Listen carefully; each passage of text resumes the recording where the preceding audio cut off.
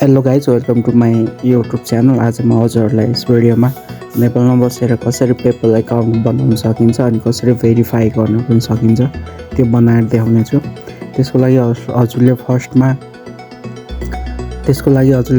PayPal apps download गरे पनि हुन्छ अनि होइन भने क्रोमबाट खोले पनि हुन्छ। म हजुरलाई क्रोमबाट खोलेर देखाउँछु। क्रोममा गएर सर्च गर्नु, हजुरले फर्स्टमा पेपल भनेर सर्च गर्नु अनि देखाएको फर्स्ट लिङ्क ओपन गर्नु अनि हजुरको पहिले एकाउन्ट छ भने राइट साइडको टपमा लगइन छ, होइन भने बिचमा देख्न सक्नुहुन्छ साइन अप फर फ्री भनेर। हामी यहाँ जान्छौँ अनि यहाँ हजुरको एउटा मेल एड्रेस, जुनबाट मेल एड्रेस बनाउने हजुरको पेपलको र त्यो राख्न सक्नुहुन्छ। यहाँ मेरो अलरेडी रहेछ, यहाँ म त्यही भएर नयाँ राख्छु। यस्तो आउँछ। मेल एड्रेस हजुरको एउटा चुज गर्नु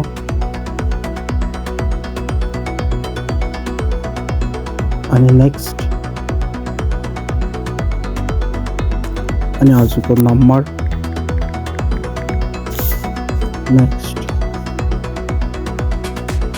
अनि हजुरको यहाँ कोड आउँछ, त्यो कोड चाहिँ यहाँ हाल्नुपर्छ। यसमा आउँदैछ है मेरो,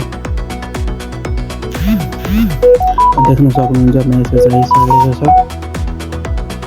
म यसलाई सिधै कपी गर्छु अनि पेस्ट गरिदिएर सिधै आएपछि क्रिएट पासवर्ड भनेको छ। हजुरले पासवर्ड हाल्न सक्नुहुन्छ। यहाँ स्ट्रङ हाल्नुपर्ने हुन्छ, 8 or more than क्यारेक्टर भनेर। यो म हाल्छु है त। देख्न सक्नुहुन्छ मैले पासवर्ड हालिसकेको छु। त्यसपछि नेक्स्ट गर्नु। नेक्स्ट गरेपछि यहाँ हजुरको फर्ममा जति छ सबै फिलअप गर्नु। हजुरको नेमदेखि लिएर सबै म फिलअप गर्छु। डेट अफ बर्थ पनि राख्नु।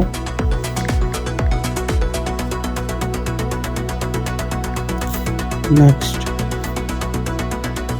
हजुरको एड्रेस भनेर कहाँ एड्रेस त्यो राखिदिनु।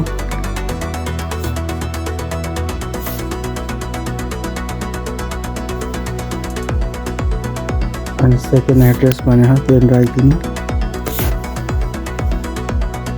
अनि यहाँ चेक गरेर एग्री एन्ड क्रिएट एकाउन्टमा क्लिक गरिदिँदा हुन्छ।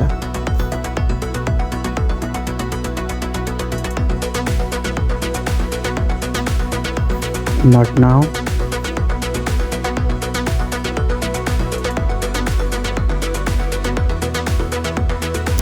हजुरको यहाँ कार्डहरू इन्ट्री गर्ने भयो, होइन भने पर्दैन अहिले। नट नाउ गरिदिनु। देख्न सक्नुहुन्छ हाम्रो पेपल एकाउन्ट बनिसकेको छ। एकदम सजिलो 2 मिनटमै हजुरले बनाउन चाहनुहुन्छ भने यसरी नै बनाउन सक्नुहुन्छ। यो चाहिँ हामीले अब एप्स पनि हुन्छ यसको। अब यसको एप्समा लगइन गरेर हेरमै खुल्छ खुल्दैन, त्यसको लागि फर्स्टमा प्ले स्टोरमा गएर पेपल भनेर सर्च गर्नुपर्छ।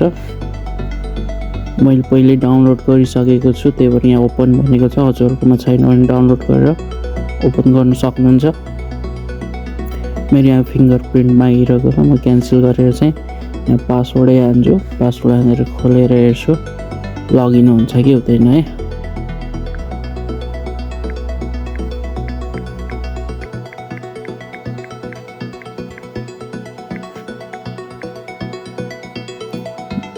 देख्न सक्नुहुन्छ मैले पासवर्ड हालिसकेको छु। अब लगइनमा क्लिक गरौँ।